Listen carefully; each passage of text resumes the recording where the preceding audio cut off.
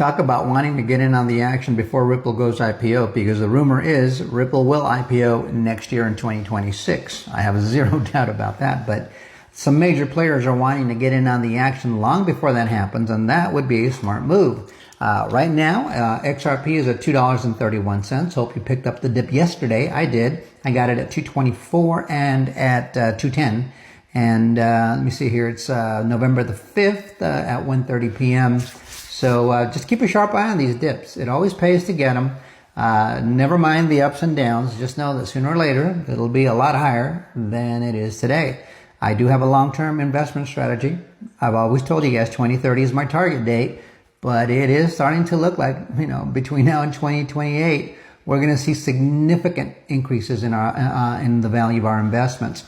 But in terms of the major players wanting to get in on the action with Ripple before they IPO, check this out. Ripple is reporting at Swell 2025, their conference up in New York today. They actually reported this yesterday, that they closed a $500 million strategic investment at a $40 billion valuation led by Fortress Investment Group and Citadel Securities. Look those places up. They're huge.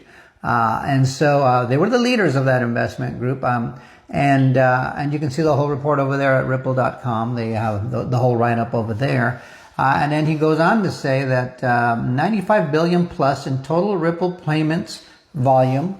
They've had 1 billion plus RLUSD stablecoin market cap. That's right. They now have over 1 billion RLUSD in circulation. That's the stablecoin owned by Ripple. And they have 6 strategic acquisitions completed in just over 2 years. And yeah, we've documented that on this channel. He says that they've had 25% of shares repurchased. So they've bought back a lot of their own private equity. And 3 times growth in Ripple Prime business, which is the result of their purchase of Hidden Road, the prime broker, which is now called Ripple Prime. They also said that 75 regulatory licenses globally. So these are regulatory license and payment licenses. And this is momentum building the Internet of Value. That's exactly what Ripple's mission is, to create the Internet of Value on the backbone of the XRP ledger. And Big Bad Brad Garlinghouse also chimed in on the news. He says 2025, without a doubt, has been an incredible year for Ripple and a record year for crypto as a whole. Although we have a couple of months left, this announcement feels like the cherry on top of a mountain of good news, and that's exactly what we've been experiencing. Today, we announced a $500 million investment in Ripple from Fortress Investment Group, Citadel Securities, Pantera Capital, and Galaxy HQ. Brevin Howard and Marshall Weiss at $40 billion valuation. So there are other partners that weren't articulated in the original announcement from Ripple. And Brad goes on to say that this investment isn't just a validation of Ripple's growth strategy and business built on the foundation of XRP, but also a clear bet on what the future of crypto will look like.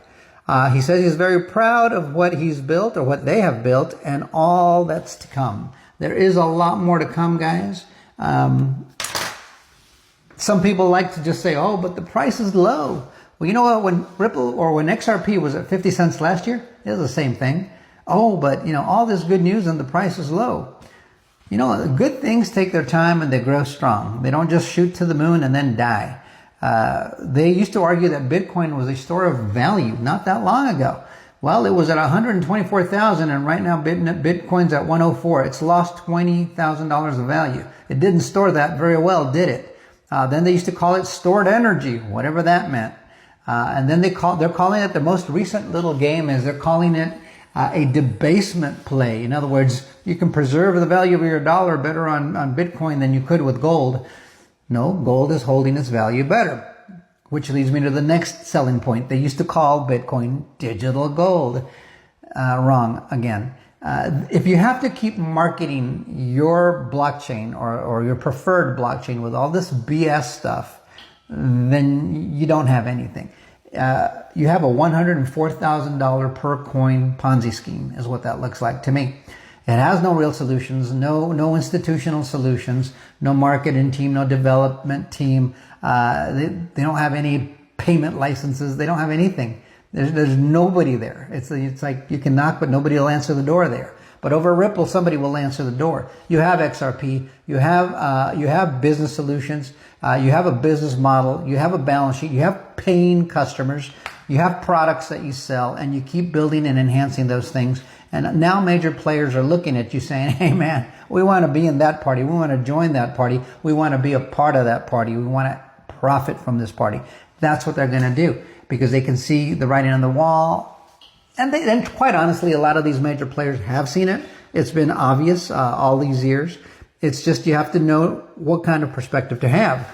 And the first point of that would be to have an informed perspective. Secondly, you do have to have some kind of an understanding as to how money moves throughout the financial system or the global financial system. The simplest version of that is how money moves through your bank. And then from there, figuring out how you can get money from, like, let's say you buy a house, from your pocket to the mortgage company, or from the mortgage company, how they charge you and who you pay. You start to understand how the money moves, from your checking accounts to your savings accounts. What if you want to send some money internationally, right? Then you start figuring out how to do those wires and start understanding how all this movement of money occurs. And then you start to realize, now I get it. Now I know how to do it. I have to pay so much money to move it. It takes so much time. And that has been our reality. But what this technology does is it makes it faster, cheaper. It makes it available 24/7, 365, something we haven't had in our reality. And so you can see the value as a consumer because I have a perspective, I have an understanding. And hopefully a lot of this helps you reach that.